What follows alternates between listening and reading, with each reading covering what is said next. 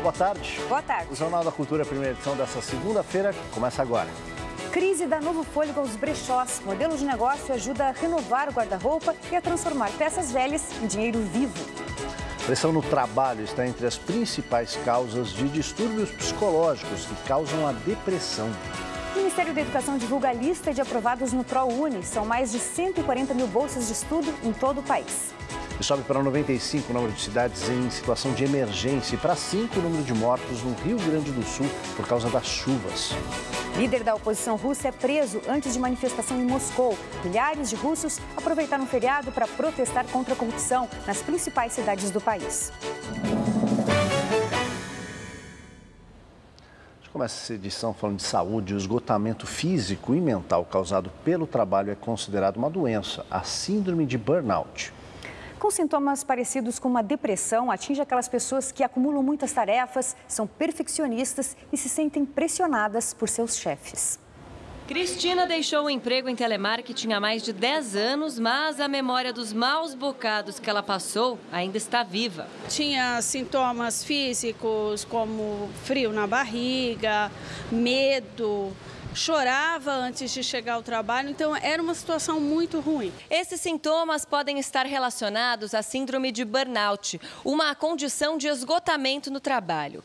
É frequente que pessoas acometidas por este problema também entrem em um quadro depressivo e até tirem licença médica. Em 2016, a Previdência Social registrou afastamento de 75 mil pessoas por este motivo. Hoje em dia o trabalho em si quase sempre está associado com pressão, uma pressão grande, um estresse importante, né? E ser um estresse importante para pessoas que têm predisposição para depressão, isso leva a desencadear uma depressão. Tristeza profunda e prolongada, cansaço e desânimo intensos e alterações no sono e no apetite são sintomas que servem como alerta para a busca de ajuda médica. O tratamento da depressão pode ser feito com terapia, remédios ou os dois. Algumas empresas têm uma política de ajudar seus empregados a superar problemas como a depressão.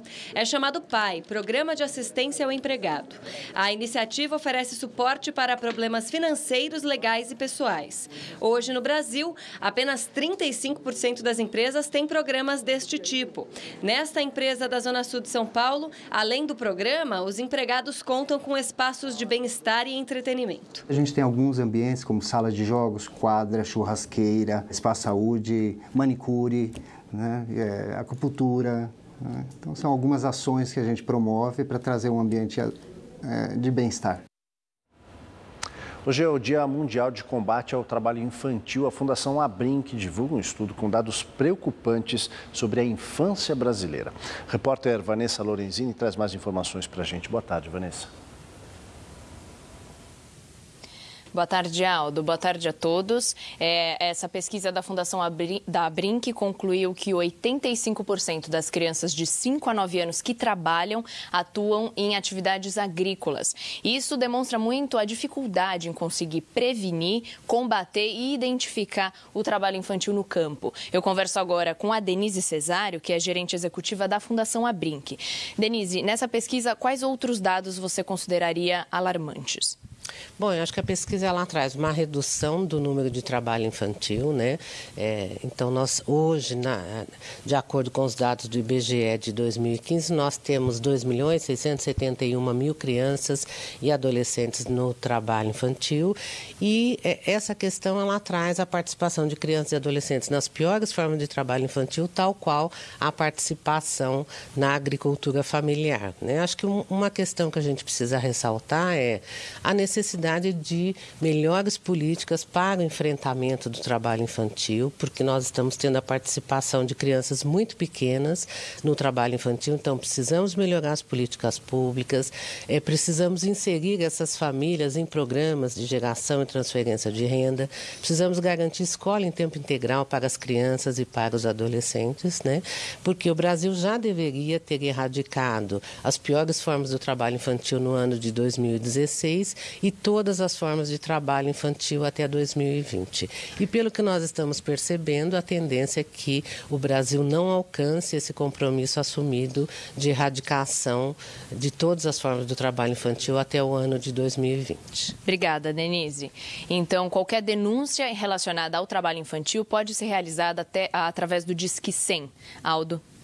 Obrigado, Vanessa. A Secretaria de Estado da Saúde de São Paulo faz mutirão de testes rápidos de HIV hoje e amanhã no vão livre do MASP, na Avenida Paulista, aqui em São Paulo. Quem tem mais informações e detalhes para a gente é a repórter Adriana Cimino. Boa tarde, Adriana.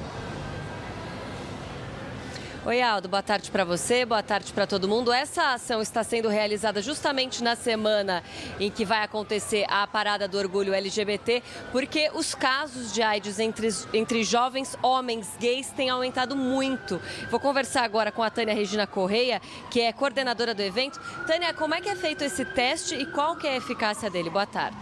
Boa tarde, esse teste ele é muito simples, é o teste de fluido oral, onde é coletado saliva na boca de cada pessoa.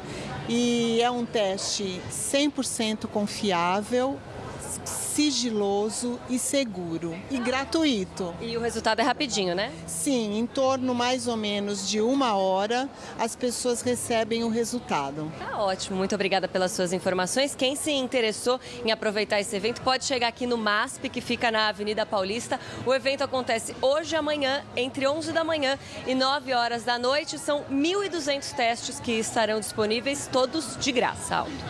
Obrigado, Adriana, pelas informações, Ana. A Secretaria Estadual da Educação e o Centro Paula Souza oferecem 1.000 vagas em 16 cursos técnicos para estudantes de baixa renda. O programa Mediotec é um convênio entre o governo do estado, o Ministério da Educação e o Centro Paula Souza. Vão ser oferecidas 1.000 vagas de cursos profissionalizantes. Em que áreas são esses cursos? Bom, são 16 áreas diferentes, entre eles administração, secretariado, eventos, hospedagem. Então, o aluno precisa olhar no site da Paula Souza para ele saber qual é o curso oferecido na região dele. E não é só na capital? Não, é capital, Grande São Paulo e também no interior. São só 1.000 vagas. Como vai ser feita a seleção? Bom, são os alunos que são beneficiários de Bolsa Família, são os alunos que tiveram nota e frequência boa no primeiro ano e também aqueles que frequentaram a escola pública do ensino fundamental. Onde são feitas as inscrições? A inscrição é feita no www.cps.sp.gov.br/Mediotec. E se alguém tiver alguma dúvida, pode entrar em contato com a Central de Atendimento da Secretaria, 0800 77 00012. Perfeito, muito obrigada, Andréia. E as inscrições vão até o dia 14 de junho, às 15 horas. Manter o guarda-roupa renovado com um orçamento curto requer criatividade. A crise deu um novo fôlego aos brechós. Neste brechó aqui em Pinheiros, opção para encher o guarda-roupa não falta. Uns 70%, 80%. Quase tudo é de brechó, quase tudo. Eu já comprei camiseta, já comprei roupa para meu filho, já comprei tênis, já comprei calça, bastante coisa. Com dinheiro curto, o brasileiro ainda está se acostumando a comprar roupas usadas. O número de estabelecimentos do tipo chega a 12 mil em todo o país.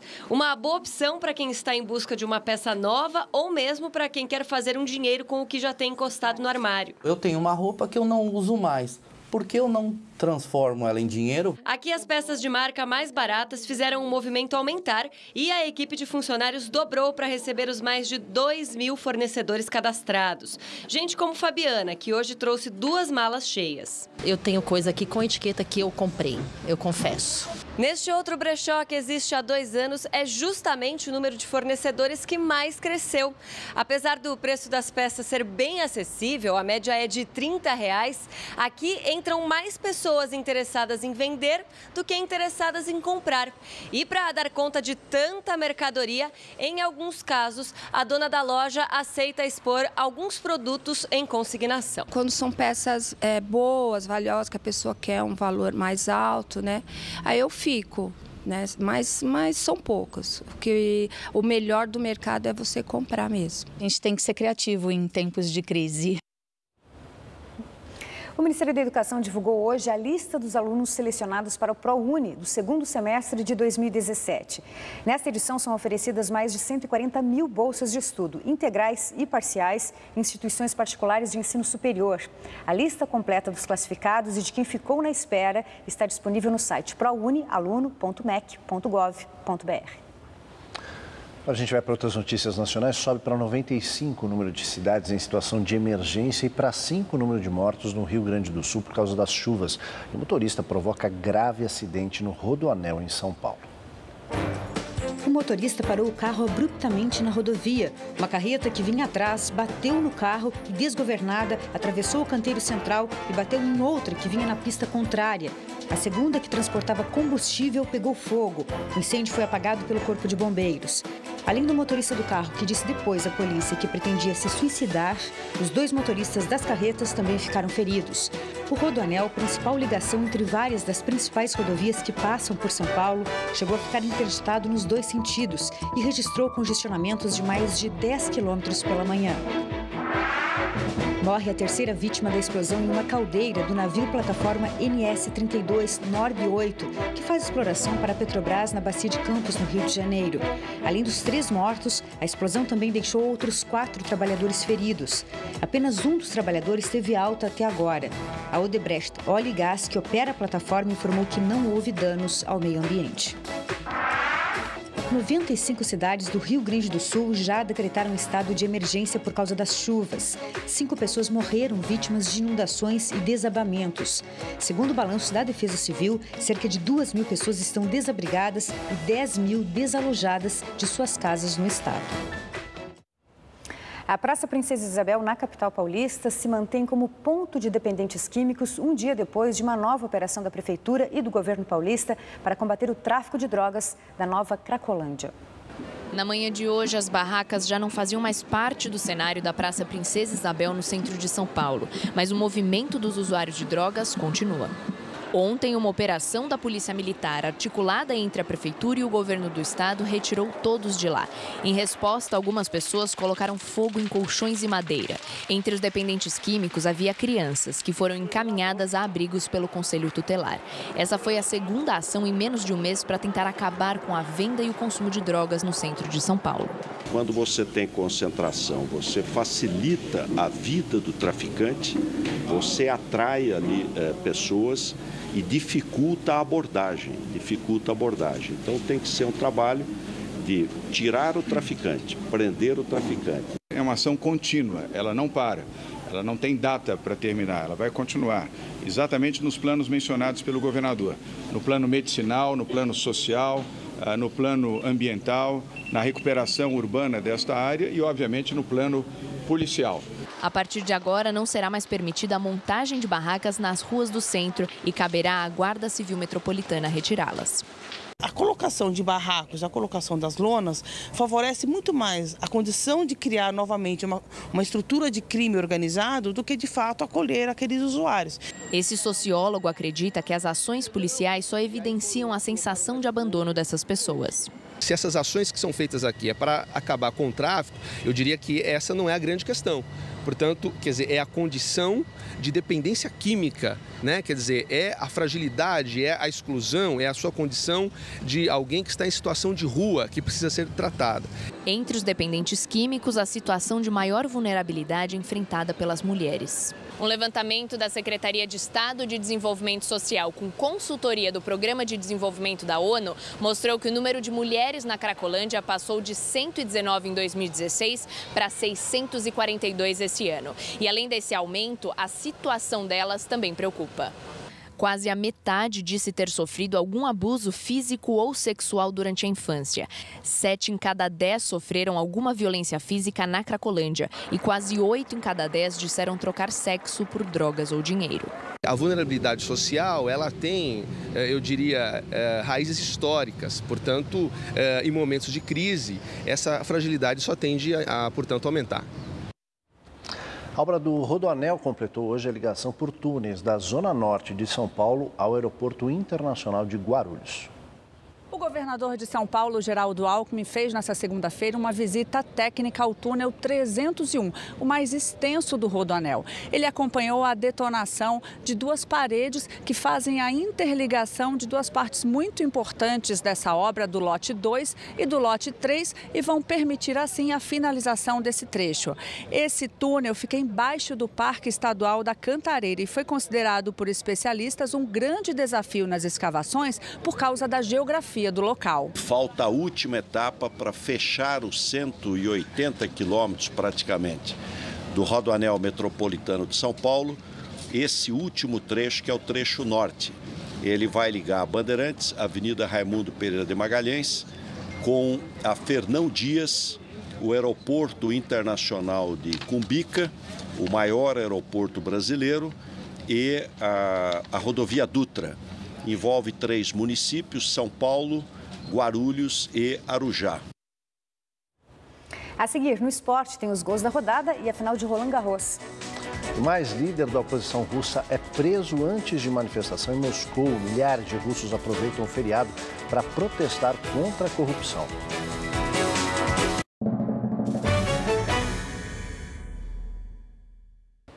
Estamos de volta. Cultivar ervas e temperos em casa é bem comum, saudável e mais barato. Mas você já pensou em cultivar bactérias? Pois é, tem muita gente criando suas próprias colônias de bactérias para produzir os alimentos probióticos. Os adeptos dessa comida viva dizem que os benefícios para a saúde são muitos, mas a ciência ainda tenta comprovar os efeitos dos probióticos caseiros. Mayra é adepta de uma alimentação saudável e há 5 anos passou a produzir probióticos em casa. Você vai descobrindo que existe um mundo de probióticos, um grupo de pessoas que cultiva e compartilha isso. E esse mundo foi se abrindo para mim e eu fui adquirindo as colônias. Os probióticos caseiros são culturas de bactérias e leveduras que fermentam alguns alimentos e produzem micro-organismos que chegam vivos ao intestino. O kefir é usado para fermentar o leite. Já o kombucha se reproduz em chás e sucos de frutas. Mayra percebeu em pouco tempo que a digestão, as alergias e até a sinusite melhoraram. Percebi que não estava tendo mais resfriados, né? 1 ano depois de começar a consumir, já não estava mais tomando remédio para alergias respiratórias e tal. Para que o consumo dos probióticos caseiros seja seguro, é preciso alguns cuidados. Para evitar o risco de contaminação, o local do cultivo e os utensílios precisam estar bem limpos. A qualidade da água também é importante. E o recipiente precisa ser de vidro, plástico nunca. E a fermentação deve ser feita em temperatura ambiente e longe do sol. Acabou o processo, aquilo que sobra você vai armazenar num frasco higienizado, adequadamente fechado para evitar contaminação, então não totalmente fechado sempre com um paninho, uma redinha, mas sempre em geladeira. Isso garante o acondicionamento e evita a contaminação. Estudos apontam que o consumo de probióticos pode ajudar a melhorar a barreira natural do organismo contra os germes, reduzindo assim doenças respiratórias, inflamatórias e autoimunes. Mas o desafio da ciência é provar na prática o quanto essa suplementação pode ser benéfica para a saúde. Nós sabemos que tem eficácia, tem. Agora, o quanto e para tudo isso que se fala, a gente ainda não tem uma resposta científica. No noticiário internacional, o líder da oposição russa, Alexei Navalny, foi detido hoje em casa, minutos antes de se dirigir para os protestos convocados por ele em Moscou contra a corrupção no governo. A informação foi passada pela esposa dele pelo Twitter. Na França, o partido do recém-eleito presidente Emmanuel Macron deve conquistar uma maioria esmagadora na Assembleia Nacional e ter caminho livre para aprovar as medidas propostas em campanha. Os franceses voltaram às urnas ontem para o primeiro turno das eleições legislativas. Elas ocorrem apenas um mês depois da escolha de Emmanuel Macron como presidente, com 66% dos votos. Agora, as projeções indicaram uma supermaioria do recém-fundado República em Marcha, com até 445 dos 577 assentos na Assembleia Nacional, varrendo os partidos tradicionais. O Partido Socialista deve perder 200 representantes e a direita mais de 100. Os franceses votam novamente domingo que vem, no segundo turno. Neste domingo, mais da metade dos eleitores não compareceram às urnas. O presidente da Venezuela, Nicolás Maduro, disse que vai enviar uma carta ao Papa Francisco pedindo intermediação no diálogo com a oposição. De acordo com ele, os opositores usam crianças em atos violentos e em grupos subversivos. Sem citar nomes, o chavista acusa deputados de recrutarem jovens e gerar distúrbios e manifestações que já deixaram 66 mortos e mais de 1.000 feridos desde o início de abril. Os líderes da oposição dizem que a responsabilidade pela violência é de Maduro, pois o governo reprime de forma selvagem os manifestantes. O Papa já manifestou a intenção de ajudar, desde que tudo ocorra em condições claras. A oposição russa foi às ruas hoje contra a corrupção. Os manifestantes aproveitaram o Dia da Rússia, feriado que lembra a promulgação da primeira Constituição daquele país depois do fim da União Soviética. O governo classificou o movimento de ilegal e, por isso, houve repressão nas ruas de Moscou. O líder da oposição, Alexei Navalny, tenta derrubar a alta aprovação do presidente Vladimir Putin e se consolidar para concorrer à presidência em 2018. E chegou a hora do esporte. Oi, Cadu. Tudo bem, Ana? Boa tarde. Tudo bem? Tudo bem, Aldo? Tranquilo? Bem-vindo, Cadu. Vamos lá para a nossa hora de esporte, muito futebol. Aliás, a gente começa falando de futebol porque nessa terça-feira, logo cedo, a seleção brasileira vai fazer o seu segundo amistoso contra a Austrália às 7 horas da manhã. Vamos ver. Após a primeira derrota sob o comando de Tite, ele vai mudar. Sem a presença de Gabriel Jesus, cortado por conta de uma lesão sofrida no duelo contra a Argentina, mas com a participação dos titulares no clássico, o técnico comandou um treino tático na manhã deste domingo em Melbourne e começou a esboçar o time, que entrará em campo diante dos donos da casa. A escalação teve Diego Alves, Rafinha, Thiago Silva, Rodrigo Caio e Alexandre, Davi Luiz, Paulinho e Felipe Coutinho, Juliano, Diego Souza e Douglas Costa. São 8 mudanças do time que perdeu para a Argentina. O técnico quer observar o maior número possível de jogadores nesse caminho de 11 meses até definir a lista de convocados para a Copa do Mundo de 2018 na Rússia. Muito bem, a TV Cultura transmite o jogo, né? A transmissão começa a partir das 6h30 da manhã, narração do Nivaldo Preto, comentários de Denilson e também do Rei Pelé e retransmissão a partir das 7h15 da noite. Tênis, acabou. Au revoir, Roland Garros. Vamos ver como é que foram as finais. O tênis feminino tem um novo fenômeno. A Laguga, a sensação letã, e Helena Ostapenko venceu a romena Simona Halep de virada por 2-1 e conquistou o título de Roland Garros. E com um roteiro muito parecido ao que o Brasil viu Gustavo Kuerten protagonizar em 97. Ela nasceu exatamente no dia em que Guga conquistou o primeiro título em Paris, em 8 de junho de 97. E com os mesmos 20 anos que o brasileiro tinha, Ostapenko jogou sem responsabilidade e soltou o braço. Foram 54 bolas vencedoras. Asvenkan significa parabéns em letão. E ontem, Rafael Nadal em busca do 10º título contra Stanislas Wawrinka. Era melhor o suíço não ter saído da cama. Não deu nenhuma chance para Stan. O espanhol fez uma campanha histórica em Roland Garros. Nadal, de quebra, assume a 2ª colocação no ranking mundial, ultrapassando Novak Djokovic. E nesse domingo, Gustavo Kuerten trica Roland Garros. Guerra, Keno e Roger Guedes fizeram para o Verdão, Henrique Dourado para os cariocas. O Santos venceu o Atlético Paranense por 2-0. 2 gols de Kaique. O técnico interino Elano entrega a equipe a Levir Coupe, que assume o time hoje. O Cruzeiro teve de lutar muito para vencer o Atlético Goianiense e foi a dupla Alisson Ábila responsável pelo triunfo da Raposa por 2-0 no Mineirão. No empate em 1-1 entre Avaí e Flamengo, o árbitro Paulo Volkov roubou a cena. Marcou pênalti e voltou atrás. Bagunça generalizada que ofuscou o ápice da partida nos gols de Rômulo e Leandro Damião, esse sim de bicicleta. A Ponte Preta superou a Chapecoense por 3-2 com o Sheik jogando muito bem. Cajá, Luca e Naldo. A Chapecoense diminuiu com Osman e Rossi. No Itaquerão, Corinthians e São Paulo. Romero abriu o placar com categoria, limpando o goleiro e tudo. O São Paulo empatou com o Gilberto de cabeça. Gabriel no rebote fez 2-1. Jadson ampliou de pênalti. E o Wellington nem diminuiu, mas não deu. Final 3-1 Timão. E hoje tem Grêmio e Bahia. Bahia para fechar a 6ª rodada, hein? Gostei da ênfase. É, Bahia. Até amanhã, valeu. Boa semana, hein, gente? Vamos lá. Tchau, Cadu. O Jornal da Cultura e Edição fica por aqui. Uma ótima tarde para você. Agora você acompanha o JC Debate, que hoje fala sobre ensino de história. Uma ótima tarde e a gente se vê amanhã. Até lá. Tchau.